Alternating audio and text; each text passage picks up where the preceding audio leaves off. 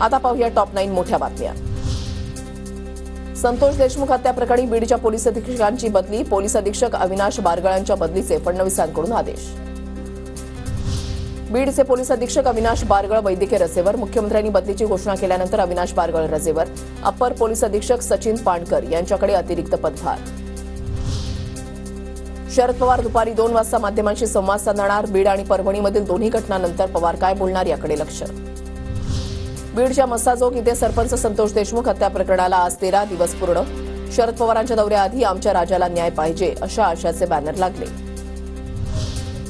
वाल्मिक कराडावर खंडणी प्रकरणामध्ये कारवाई होणार। जर संतोष देशमुख हत्या प्रकरणातही त्यांचं नाव आल्यास कारवाई करणार, फडणवीसांचं वक्तव्य।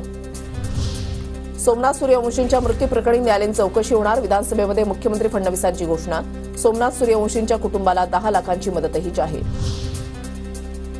मंत्रालयासमोर आंदोलन केल्याप्रकरणी काँग्रेस कार्यकर्त्यांवर गुन्हा दाखल। काँग्रेसच्या अखिलेश यादव यांच्यासह 17 जणांवर गुन्हा दाखल।